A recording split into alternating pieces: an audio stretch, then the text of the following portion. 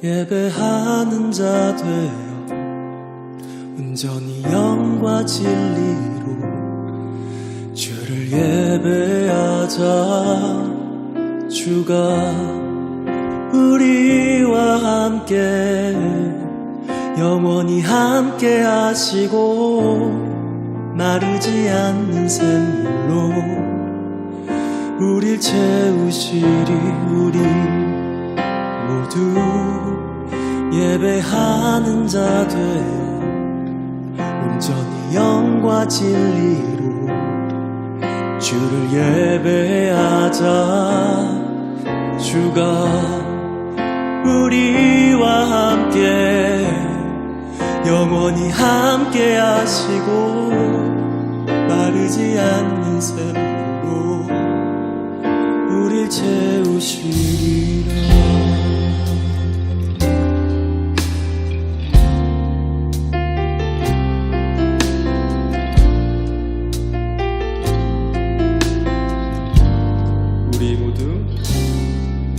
우리 모두 예배하는 자 되어 온전히 영과 진리로 주를 예배하자.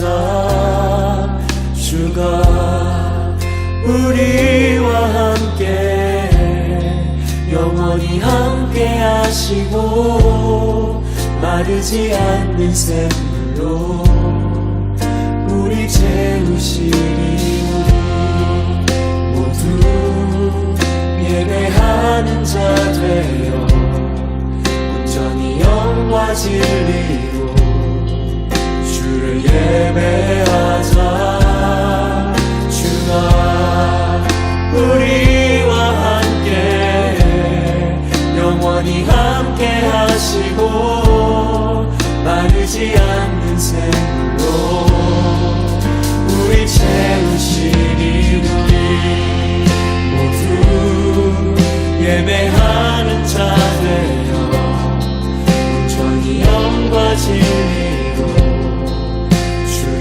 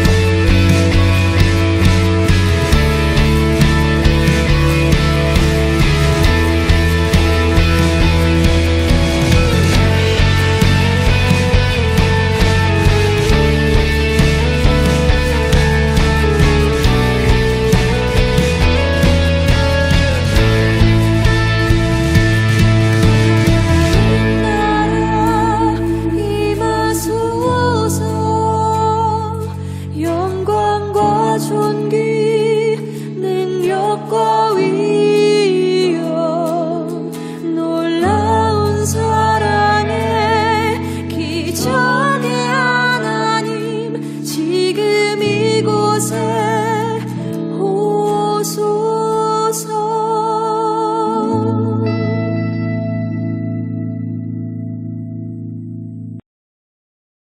십자가의 도가 멸망하는 자들에게는 미련한 것이요 구원을 받는 우리에게는 하나님의 능력이라. 기록된 바 내가 지혜 있는 자들의 지혜를 멸하고 총명한 자들의 총명을 패하리라 하였으니, 지혜 있는 자가 어디 있느냐? 선비가 어디에 있느냐? 이 세대의 변론가가 어디 있느냐? 하나님께서 이 세상의 지혜를 미련하게 하신 것이 아니냐? 하나님의 지혜에 있어서는 이 세상이 자기 지혜로 하나님을 알지 못하므로 하나님께서 전도에 미련한 것으로 믿는 자들을 구원하시기를 기뻐하셨도다. 유대인은 표적을 구하고 헬라인은 지혜를 찾으나 우리는 십자가에 못 박힌 그리스도를 전하니 유대인에게는 거리끼는 것이요 이방인에게는 미련한 것이로되 오직 부르심을 받은 자들에게는 유대인이나 헬라인이나 그리스도는 하나님의 능력이요 하나님의 지혜니라. 아멘. 모든 믿는 자에게 구원을 주시는 하나님의 능력이 됨이라. 첫째는 유대인에게요 또한 헬라인에게로다. 고린도전서 1장 18절에 보면 십자가의 도가 멸망하는 자들에게는 미련한 것이요 구원을 얻는 우리에게는 하나님의 능력이라. 22절 유대인은 표적을 구하고 헬라인은 지혜를 찾으나 우리는 십자가에 못 박힌 그리스도를 전하니 유대인에게는 거리끼는 것이요 이방인에게는 미련한 것이로되 오직 부르심을 입은 자들에게는 유대인이나 헬라인이나 그리스도는 하나님의 능력이요 하나님의 지혜니라. 아멘. 아멘. 우리 주님을 사랑하시는 분만 아멘 합시다. 아멘. 아멘. 저는 순회선교단이라는 단체에 속해 있는 김용이라고 하는 사람입니다. 저희 섬기는 순회선교단은 그 존재 목적에 있어서 그 목적을 나타낸 두 가지 지령을 가지고 있는데, 첫 번째 지령은 남의 정신이든지 제 정신이든지 간에 어떻게 하다가 선교사가 돼서 선교지로 나가신 분들은 무슨 방법을 다해서라도 절대 되돌아올 수 없도록 선교사의 퇴로를 차단하라. 그게 첫 번째 지령입니다. 저희 순회 선교단 선교사들은 그 목적으로 부름을 받았기 때문에 그 세상에 어떻게 어렵게 된 선교사님인데, 여러분 보시면 아시겠지만 여기 5,000명 되는 여러분들이 오셔서 5박 6일을 이렇게 감동의 도가니에다가 집어넣고 삶아도 그리고 아무 일도 없었다 이렇게 하고 돌아가는 사람이 부지기수인데, 그 중에 어떻게 하다 은혜를 받아서 결단을 하는 것만 해도 엄청난 일이고, 그 결단이 실제로 이어져서 실제 선교사가 돼서 현장으로 나가기까지 치르는 대가나 시간이나 또 경비나 이런 걸 생각해 보면 이 확률이라고 말할 때 이건 말로 할 수가 없습니다. 그렇게 소중하게 나가신 분들이기 때문에 절대 그냥 돌아온다는 것은 국가 경제 면에서도 그렇고 여러 가지 면으로 생각을 해봐도 이거는 있을 수가 없는 일입니다. 그래서 하여튼 무슨 핑계라도 다 들어줘서 돌아올 만한 핑계가 없어서라도 할 수 없이 거기서 돌아가시도록, 그래서 지구 땅끝까지 어디든지 5대양 6대주를 계속 내가 경비 하나님 앞에 받아가지고 쫓아다니면서 계속 그분들을 계속 격려하고 돕고, 그리고 어떻게든지 양심이 부끄러워서도 못 따라오도록 선교사의 퇴로를 차단하는 것, 이것이 저희 순회선교단의 첫 번째 지령입니다.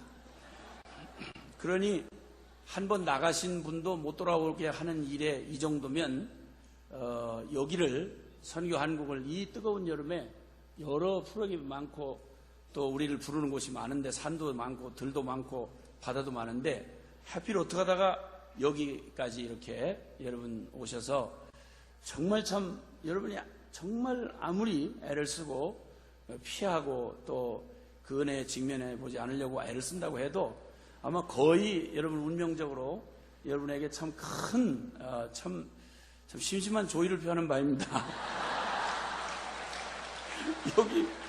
여기가 어디라고 발을 들여놔요, 그래?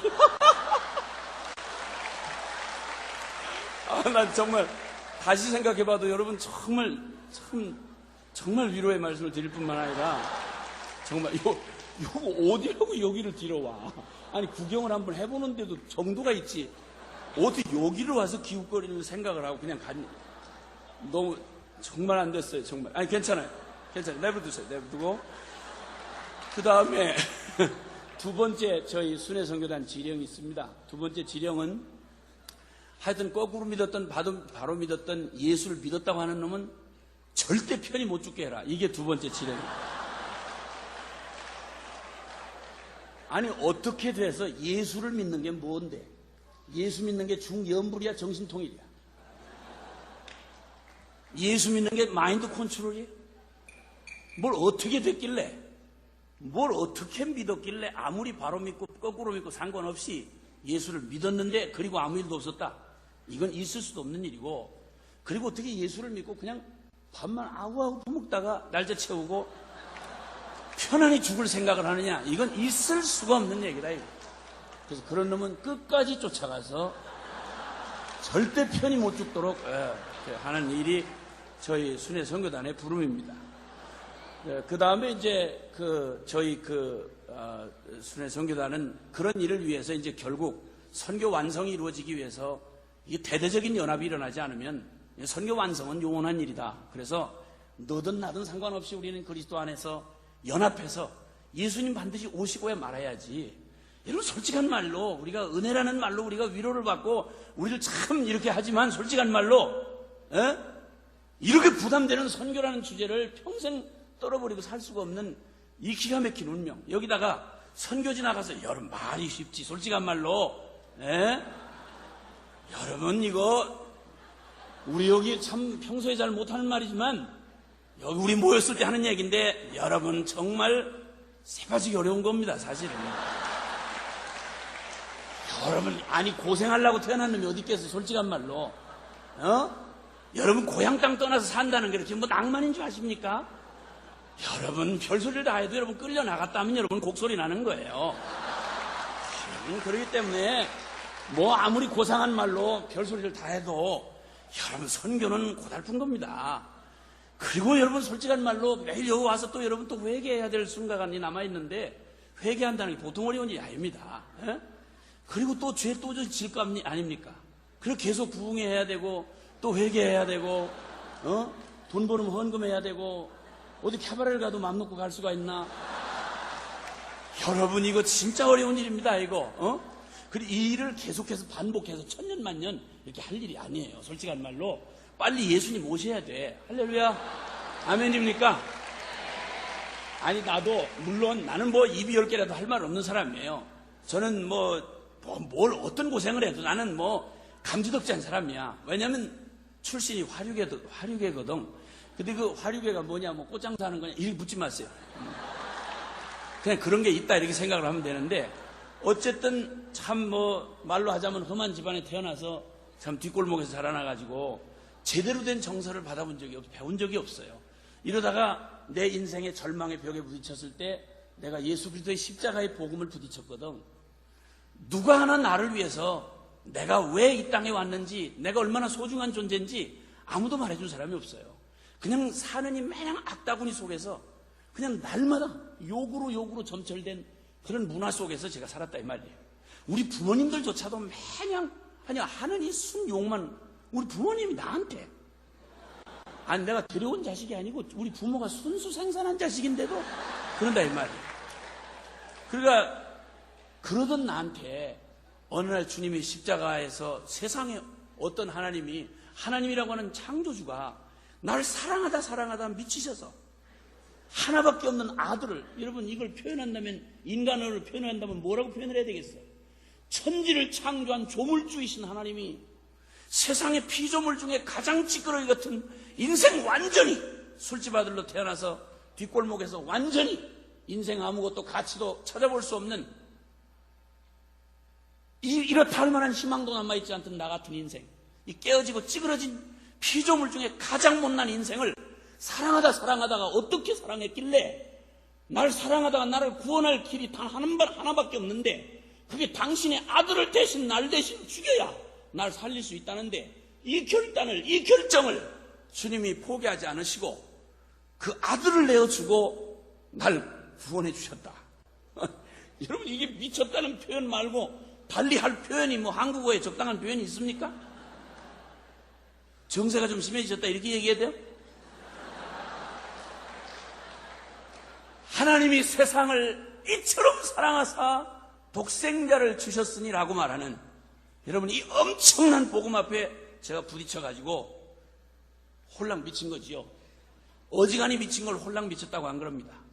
벗어도요, 그냥 홀랑 벗었다는 말은 그냥 벗었다는 말하고 다릅니다. 진짜 하나도 안 남기고 다 벗은 걸 홀랑 벗었다고 말하는데, 미쳤어도 홀랑 미친 건 그건 보통 미친 걸 얘기하는 게 아닙니다. 이래서 주님 앞에 그렇게 미치고 난 다음에 주님 앞에서 예수님 만나기 전에는 이 세상에 억울하고 분하고 왜 나 같은 놈이 이렇게 태어났나? 그래서 세상에 그냥 모든 이 세상이 한꺼번에 불사지르는 방법 없나? 이게 저희 소망이었습니다. 근데 이제는 주님 앞에 어떻게 인생을 바꿔놓으셔서 이제는 누가 부르지도 않는데도 제가 쫓아다니면서 5대양 6대주에 쫓아다니면서 저들이 오라고 하지 않아도 내가 사랑한다 그러고 쫓아가서 그 영혼들 위해서 하고, 또 저희에게 주신 5아이, 주님 앞에서 주신 아이들 주님 앞에 낳는 쪽쪽 주님 앞에 다 그냥 논스톱으로 패스를 해가지고, 그래서 어차피 주님 나중에 뺏길 거 그 우아하게 드리고 말지 그걸 뺏기고 뭐 그렇게 모양 이상하게 그럴 거 없지 않습니까? 솔직한 말로 선교 한국 와서야 이제서 와가지고야 뭐 주님 앞에 드리느니 뭐 할 수 없이 뺏기느니 뭐 이렇게 어차피 뺏길 거. 그래서 주님 앞에 일찍 드려가지고 자식들 다 선교사로 바쳤습니다. 이렇게 이제 미쳐서 주님 앞에서 주님 외에는 나는 단 아무것도 내 이름으로는 등기 안 한다 하고는 그 무소유로 산다고 결정을 하고 지금까지 살아왔습니다. 물론 지금도 마찬가지입니다. 그래서 이제 하나님이 이 땅에서 이루시는 이 연합에, 영광스러운 연합이 이루어져야만 선교가 완성이 되고, 예수님 빨리 오셔야 가족들 뿔뿔이 흩어졌다가 이번에 저희가 몇 년 만에 저희 가족이 처음으로 저희 애들이 다 흩어져 있으니까 만날 확률이 그렇게 많지 않습니다. 근데 올여름에 드디어 다 모이는 역사가 일어났습니다. 그래서 선교한국에 와서 또 부스에 널름거리고 또 왔다 갔다 하는 저희 아들, 딸 뭐 이렇게 해서 지금들 와가지고 선교한국을 막 누비고 다니고 이런 사실을, 이거 밝혀지지 않은 일인데, 아니 그런 집안입니다. 그래서 저희 순회 선교단의 연합의 비밀에 대해서 묻는, 연합은 어떻게 연합이 되느냐? 우리 정도의 영성 가지고 연합한다는 거 정말 어렵습니다. 다 깨어지고 나뉘어지고 분열되고 이래서 결국 앞에 있는 다 잡아놓은 먹이도 다 놓쳐버리는 이런 어처구니 없는 영성을 가진 게 우리의 빈약한 인격이 우리입니다.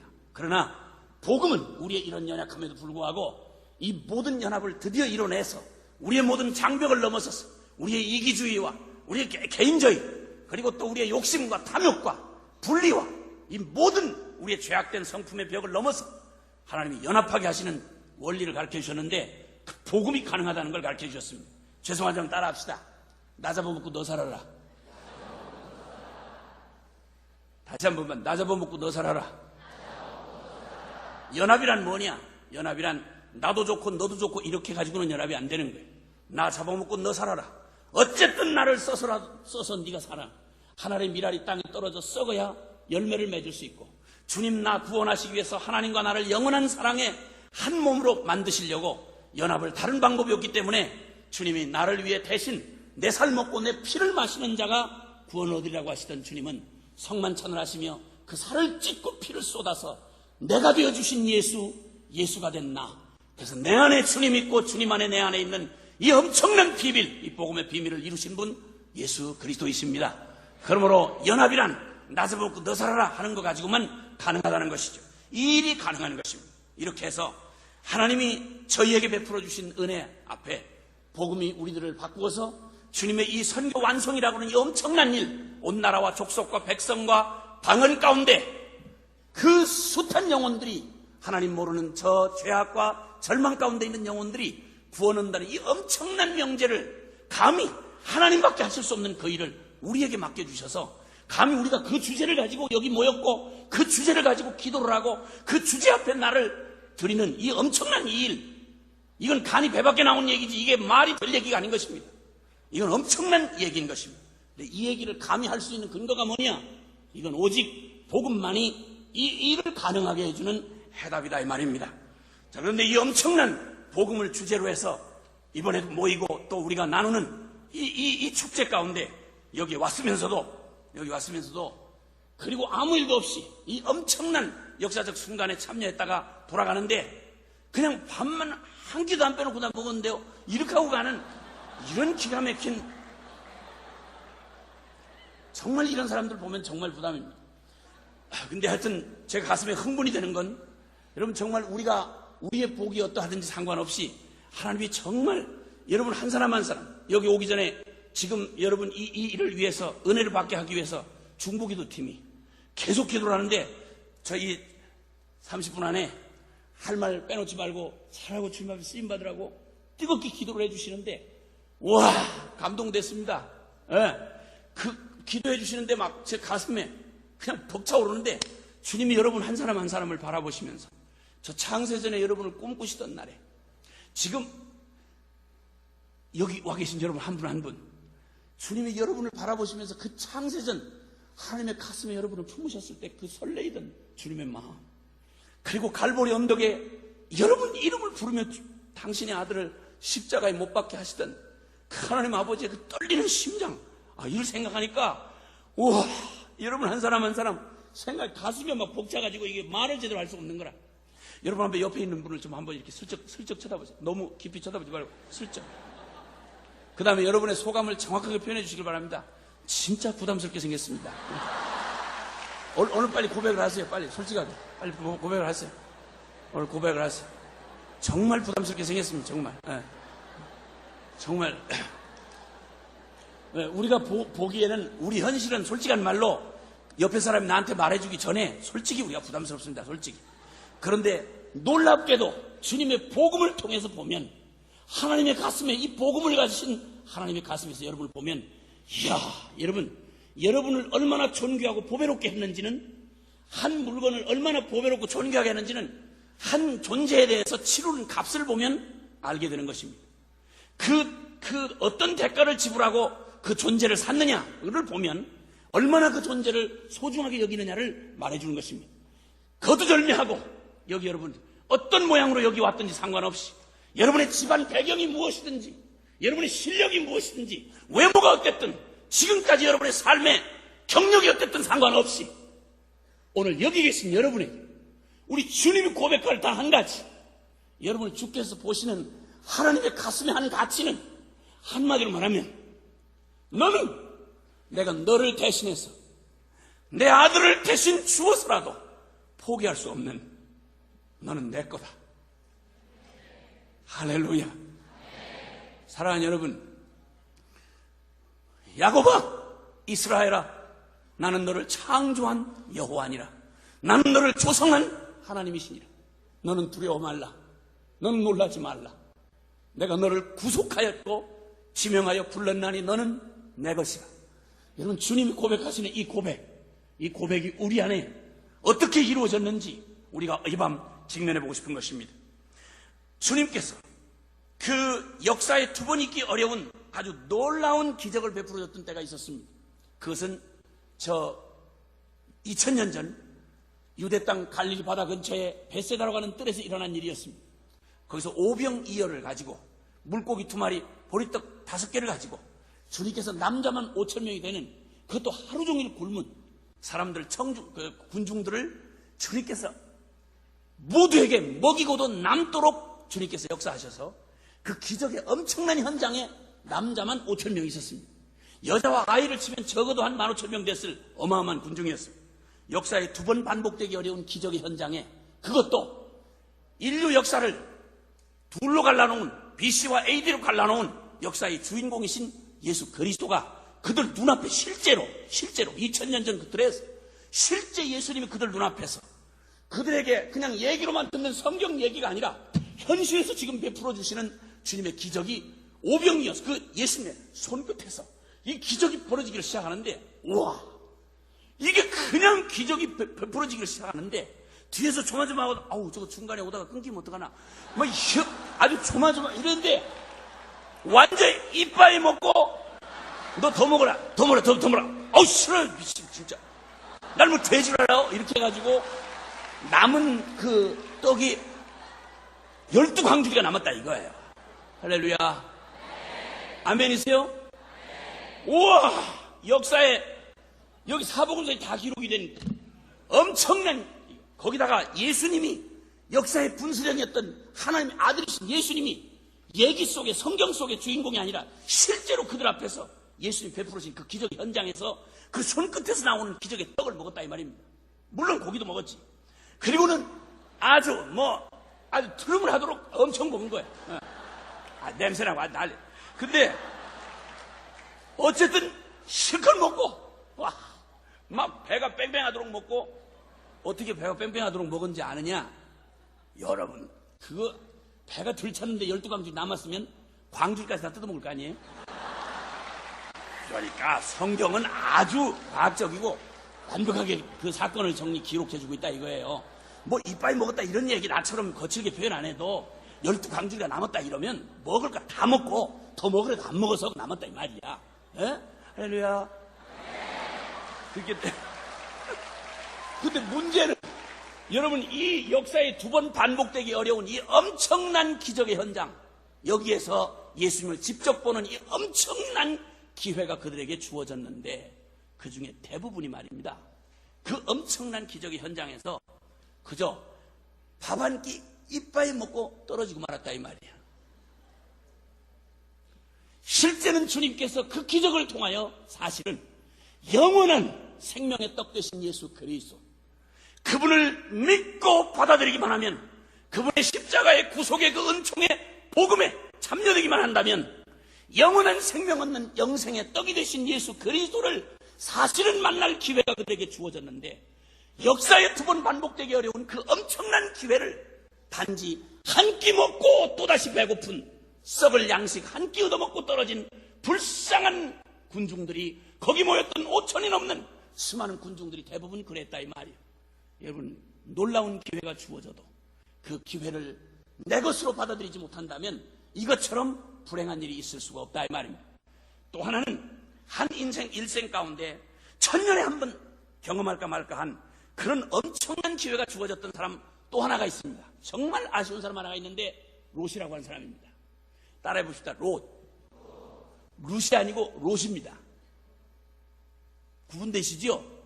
롯과 룻이 구분되시죠? 그래 어디 가서 괜히 글쎄 그 강사한테 들었는데 룻이래 룻 이렇게 하면 또 정신없는 소리 하지 말고 분명히 롯입니다. 롯. 근데 어쨌든 이 롯은 천년에 한 번 만날까 말까 한 기회를 얻었는데 그게 뭐냐?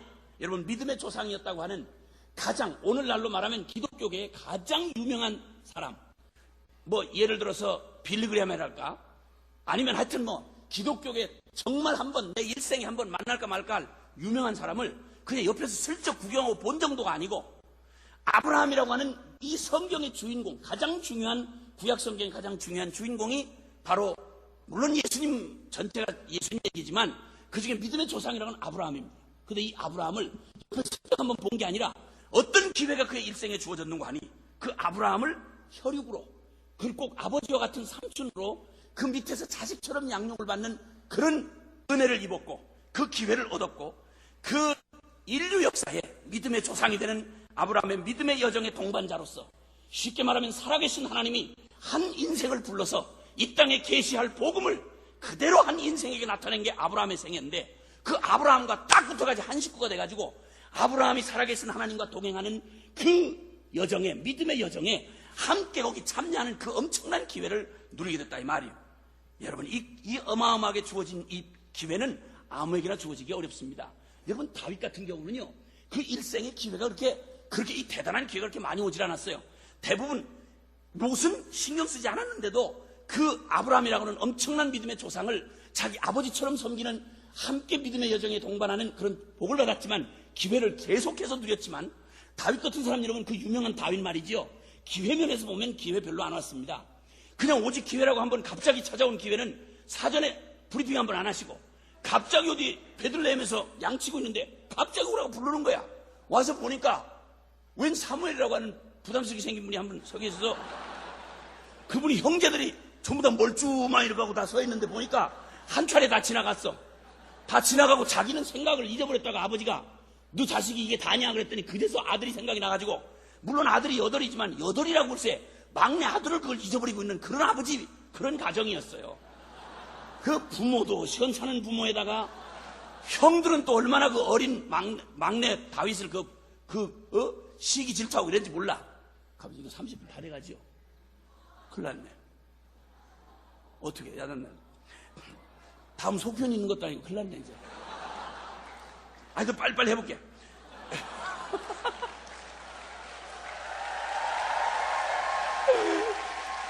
그래가지고 그 다윗이 말이지 갑자기 와가지고 뻥하게 섰는데 왜 그러신데요? 이랬더니 갑자기 와가지고 사무엘이 와가지고는 갑자기 머리에다가 기름을 붓는 거야.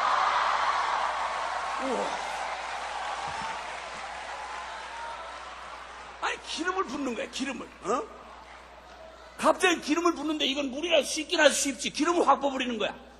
이거 기름 붓는 건 왕이나 제사장이나 이런 경우만 붓는 거거든. 근데 이 나이가 어린 이제 10몇 살짜리한테 기름을 확 부어버렸어요. 기회가 딱 그때 한 번이었어. 근데 여러분, 이 기름 붓는다고 하는 요 행위만 하시고는, 그리고는 왕을 시켜주질 않는 거야. 기름만 부어버리고 왕을 안 시켜주니까 왕이 되기는 그냥 왕한테 맞아 죽을 뻔했어요. 무슨 이런 기름이 다 있어. 아니, 왕이 되는 기름이면 모르겠는데, 왕 된다고 기름을 부어놓고는 대책을 전혀 안 세워주시니까 사울왕이 오히려 잡아 죽이려고 왕한테는 맞아 죽도록 너 기름을 받으라 이것도 아니고. 근데 여러분 이 짧게 지나간 이 기회, 짧게 설명도 없이 그냥 부어버린 이 기름 부으심, 이게 어디서 왔는 거 아니? 어디서 왔어? 대답 좀 해보라고. 어디서 왔냐고. 사무엘이 본 거야. 하나님이 시켜서 사무엘을 통해서 한 거예요. 아멘입니까? 그때 기름을 붓는 사무엘보다 기름을 부으시게 하신 하나님, 그 기회가 눈에 보기에 실감이 나냐 안 나냐, 뭐 가슴이 뜨거워졌냐 안 뜨거워졌냐 이건 중요하지 않아. 문제는 이게 어디서부터 온 거냐는 거야. 다윗은 어렸을 때부터 놀랍게도 그에게 있어서 여호와의 이름은 목숨을 걸고 그에게는 가장 존귀하고 영화로우신 이름이었어요. 아멘입니까? 그는 만약에 하나님의 이름이 욕을 당하면, 주님의 이름이 영화로우신 이름이 땅에 떨어지고 짓밟히면 그는 견딜 수 없는 사람이었어요. 골리앗이라고 하는 놈이 그럼 정말 부담스럽게 생긴 놈입니다. 밥을 얼마나 처먹는지 몰라요. 떡대가 이런 놈이 딱 보세요. 여호와를 막 욕을 하는 거야. 근데 이때 이스라엘의 장수가 많았어. 장수가 많은데 전부 다 하나님의 이름보다는 제 목숨이 더 귀했다 이 말이야. 주님의 이름이 그 골짜기에서 형편없이 짓밟히고 더러운 놈의 입에서 주님의 이름이 형편없이 모욕을 당하고 있을 그때, 그놈 입에서 모욕을 당한 게 모욕이 아니고 모욕을 당하고, 여러분 골리앗의 입에서 모욕을 당하는 이름이 아니야. 주여 주여 부르짖는다고 하던, 평소에 하나님의 백성이라고 하던 그놈들이 전부 다 여호와의 이름의 영광 앞에 욕하는 욕직을 떠드는 그놈 앞에 장수 중에 아무도 나설 놈이 없는 거야. 전부 다 꼬리를 감추고 전부 숨어서 제 목숨 연명하기에 급급했다 이 말이야. 주님의 이름이 땅에 떨어지고 있던 그때, 누구 때문에 땅에 떨어졌냐? 골리앗 때문이 아니라 그 비겁하고 그 내용 없는 이스라엘이라는 이름만 가진 모태신앙들 때문에, 모태신앙들 때문에, 이름뿐인 허울뿐인 기독교, 돈 몇 푼에 썩어 푹썩 주저앉는 이 내용 없는 교회, 세상의 썩은 가치관 하나 바꿀 수 없는 복음, 세상의 그 천박한 유혹한 편에 젊은 놈 몸뚱이 그냥 내던지는 이런 내용 없는 복음, 이름뿐인 복음, 예배당을 수십 년을 다니고 뱃속부터 믿어도 복음의 능력을 단 한치도 찾아볼 수 없는 취직자리 하나만 걸려도, 애인 하나만 걸려도 언제든지 뒤로 밀어놓을 수 있는, 감동도 감격도 없는, 내 인생에 어떤 영향도 미칠 수 없는 이 얼어빠진 복음, 이거 가지고 밥 벌어먹는 신학박사, 이거 가지고 주의 종이라고 말하는 사람, 나도 바꾸지 못한 복음을 어떤 놈이 바뀌겠냐 이 말이야. 교회가 썩는데, 교회 안에 썩는 것도 막지 못하는 복음이 이 세상을 어떻게 바꾸겠단 말이야. 여러분, 속이지 말아야 돼. 나를 움직일 수 없는 믿음은 그때부터 믿음이 아니야. 나를 변화시킬 수 없는 복음은 그때부터 복음이 아니야. 목사 아들이냐 장로 딸이냐 묻는 말 아니야. 예배당에서 얼마나 대단하게 훈련을 받았냐 묻는 말 아니야.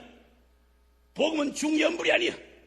정신통일이 아니기 때문에 하나님의 거룩한 이름이 우리의 삶에서, 우리의 교회에서, 나의 가정에서 그 복음은 도대체 어떤 취급을 받았냐 이 말이.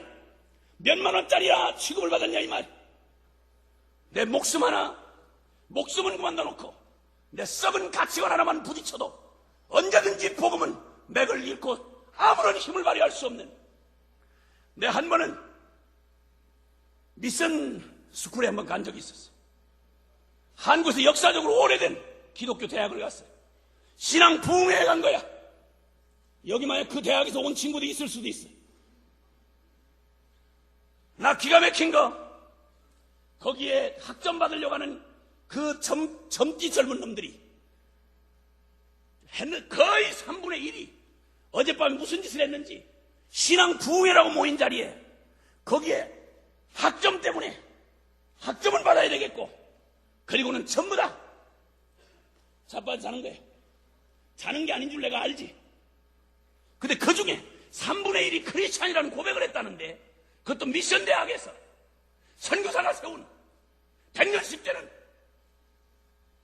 여러분, 이런 대학에서 앞에서 찬양을 누가 인도하는데 한 놈도, 찬양을 한 놈도 부르는 놈이 없었어. 아멘 소리를 한 놈도 할 용기가 없어. 인생을 실컷 살다가 여러분의 애비 어미처럼 겁에 질려서 기성세대가 돼서 밥 한 그릇 얻어먹는 거, 그것 때문에 죽기에 무서워 종로를 타고 사는 겁에 질린 기성세대라면 몰라. 이제 한참 20대에 젊은이가 내가 옳다고 하는 가치에, 아니면 학점 빵꾸 내면 될 거 아니야. 지 양심에 못 받아들이면 나가면 될 거 아니야. 학점 받느라고 쭈그리고 앉아있긴 한데, 아니 그보다도 예수 믿는다고 하는 젊은이들이 3분의 1이 있는 그 땅, 그곳에 그 분위기에 압도가 돼서 아멘 소리 한마디, 찬송 하나 부를 수 없는 이 얼어빠진, 이 죽은 송장 같은, 살아있으나 죽은 것 같은 복음을 뭘 안다는 거야. 무슨 복음을 알아? 무슨 복음을 알았다는 거야? 중연불이야? 십자가는 뭐야? 픽션 소설이야? 드라마야? 우리의 삶에 내 심령의 죄악 하나 바꿀 수 없고 썩은 가치관 하나 바꿀 수 없는 선교사가 돼도, 목회를 해도, 수십 년을 모태신앙으로 살아왔어도 가치관 하나 바꾸지 못한 죽은 복음은, 하나님으로부터 온 복음은 전혀 그런 복음은 없어. 다윗에게 있어서 하나님의 여호와의 이름은 그의 목숨과 바꿀 수 없어. 그분의 이름이 땅에 떨어지면 볼 수가 없었어. 나는 네가 욕하는 만군의 여호와의 이름으로 나아간다. 그리고 그는 그 10몇 세, 15, 16세의 그 어린 나이에 모욕당하는 주님의 이름 때문에 가만히 있을 수가 없었던 거야. 부찬 생명으로 그러지 않았어. 그의 일생에 하나님의 이름은 그의 생애에 목숨을 주고도 바꿀 수 없는 그의 생애를 통해서 영원롭게 되어진 여호와의 이름이었어.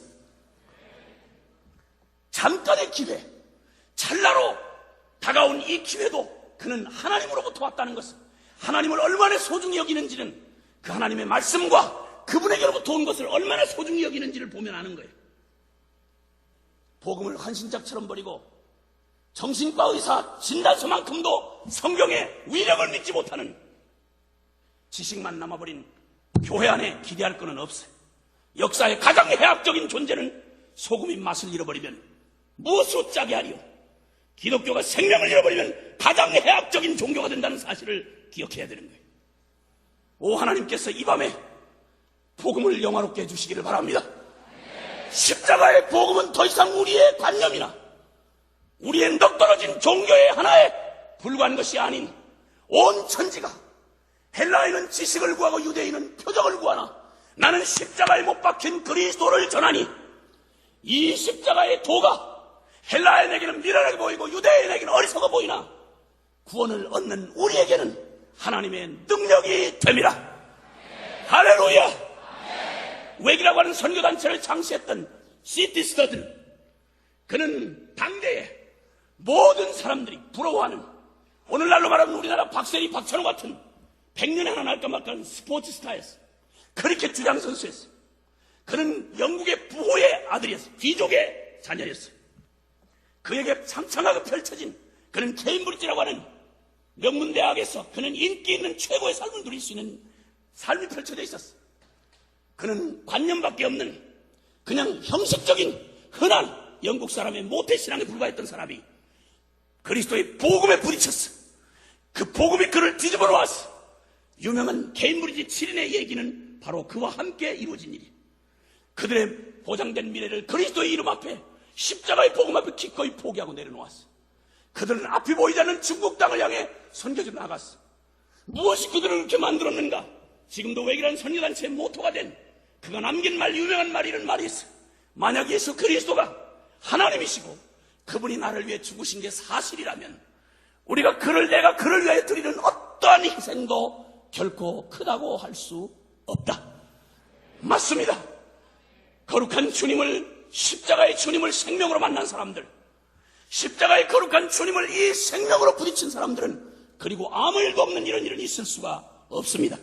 살아있는 복음이 바르게만 증거된다면, 그리고 그 복음을 정확하게 바르게만 믿음으로 부딪힌다면 슬쩍 그슬리고 지나가 그렇지, 십자가의 복음 앞에 정면으로 부딪히고 나면 우리의 가치관이 뒤집어지고 우리의 삶의 변화가 일어나지 않을 수가 없다 이 말이야.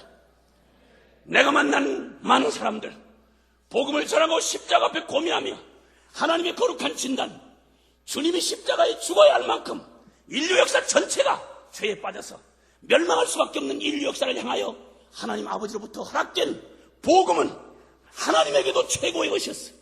하나님에게 최고. 여러분, 하나님의 가장 약하고 가장 별 볼 일 없는 게 이 땅에서 우리 인간의 모든 지혜를 모은 것보다 더 귀해. 그런데 만약 하나님이 당신에 있는 것 중에 가장 완전한 것을 주시되 당신 자신을 준 게 바로 복음이다 이 말이에요. 복음은 예수 그리스도다 이 말이에요. 나를 얼마나 사랑했길래 아들을 내어주었어. 내가 선교지에서 선교사님들하고 영적 집회를 하는 동안 이렇게 도전을 했어. 선교사님들 복음화를 목적하고 여기 여러분의 일생을 바쳤지 않습니까? 그렇다는 거예요.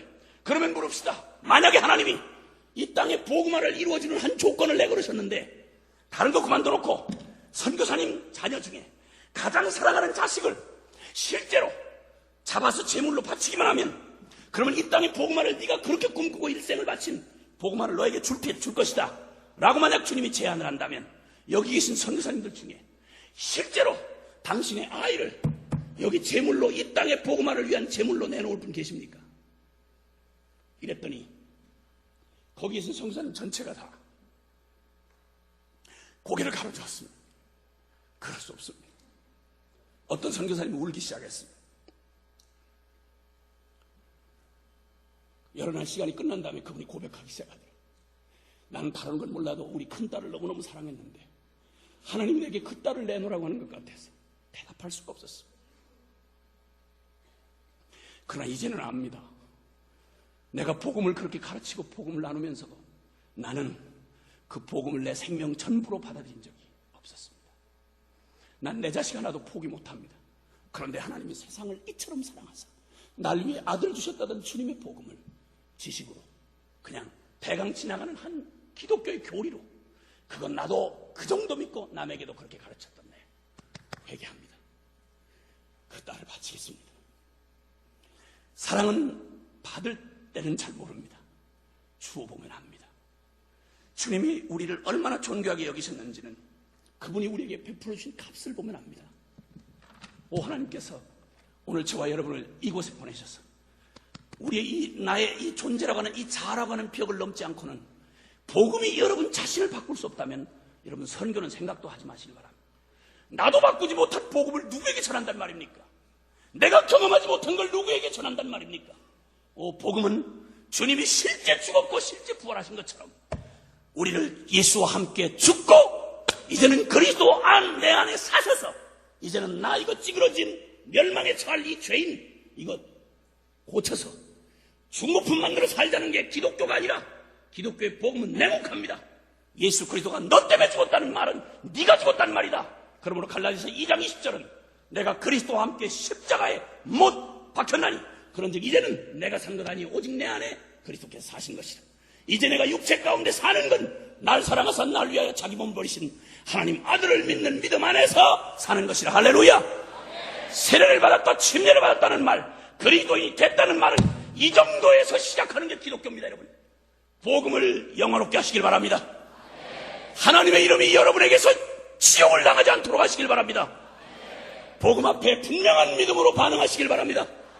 나 예수와 함께 죽는 과정 거치지 않고는, 나 예수와 함께 다시 부활한 내가 아닌 내 안에 그리스도로 사는 삶이 아니고는 죽었다 깨어나도 이 영광스러운 복음에는 참여할 수가 없는 겁니다. 긴 말 필요 없습니다. 오늘 언제까지 여러분 몸거리겠어요? 지금까지 분명히 기억하십시오. 목사들도 반드시 지옥 갑니다. 장로딸도 지옥 갑니다. 그리스도의 복음 안에 들어오지 않는다면 여러분의 혈통이 여러분을 구원할 수 없고, 여러분의 행실이 구원할 수 없고, 여러분의 기독교의 문화에 젖은 여러분의 삶이 여러분을 천국에 갈 수 있게 못합니다. 분명히 기억해야 할 건 여러분이 그 주님을 믿으셨냐 이 말이, 십자가 안으로 들어오셨냐 이 말이, 십자가에 못 박힐 죄인이 나인 줄 알고 그리스도와 함께 나 십자가에 죽고 이제는 내가 아니라 그 불쌍하고 연연한 내가 아니라 이제는 나 죽고 내 안에 그리스도 모셔서 내 삶 전부로 바꾸는, 그래서 주님 안에 내가 있는, 내가 다시는 내가 아닌 그리스도를 나의 전부로 받아들이는 이 주님을 언제 여러분의 생에 만나셨냐 이 말이. 잠깐 기도합시다.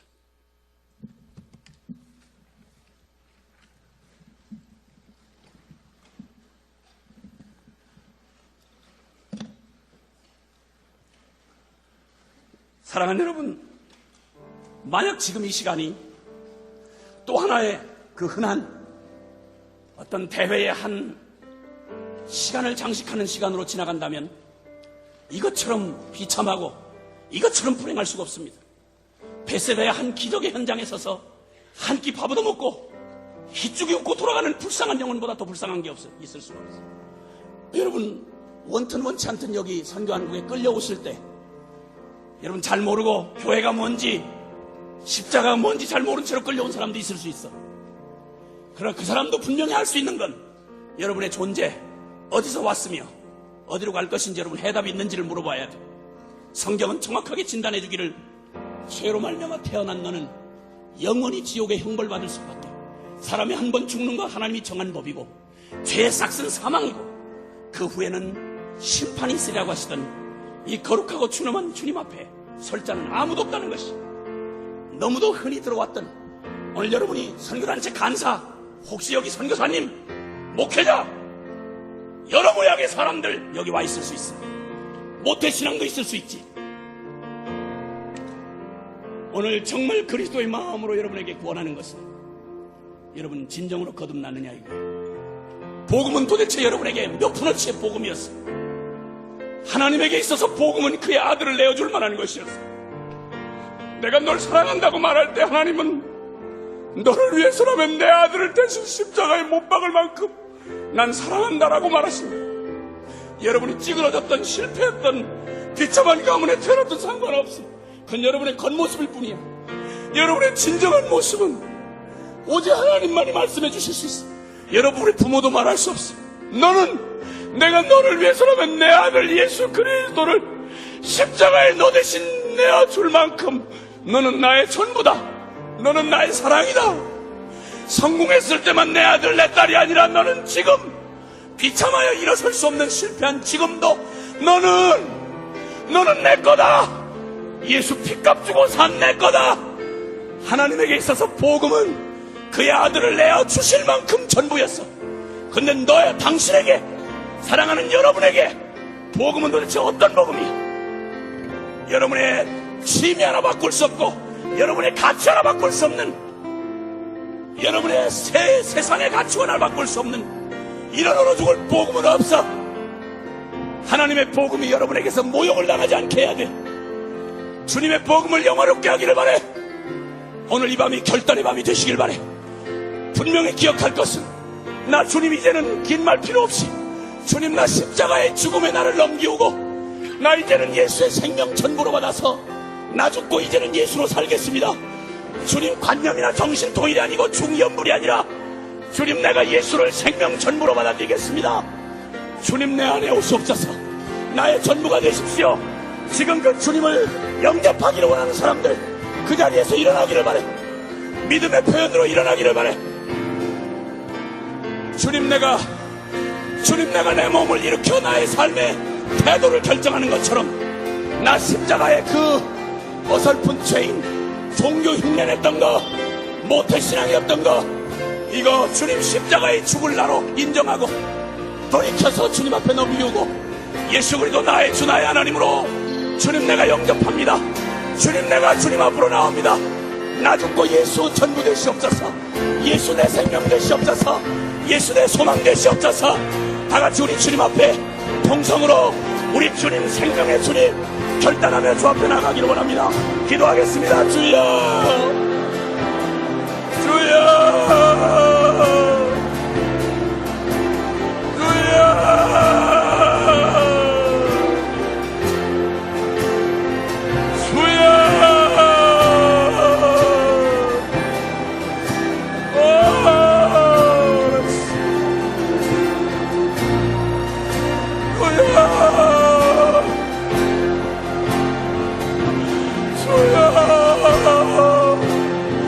복음을 영화롭게 하라.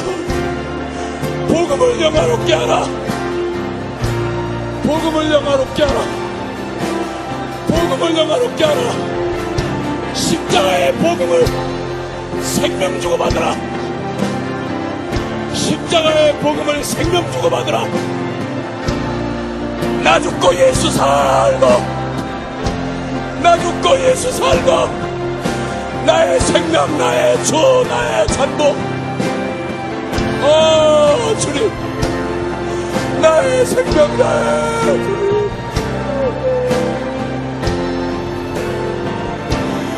주여, 복음을 영화롭게 하라. 복음을 영화롭게 하라. 복음을 영화롭게 하라. 복음을 영화롭게 할지어다. 내 영혼아, 복음을 영화롭게 할지어다. 주여, 복음을 영화롭게 하옵소서.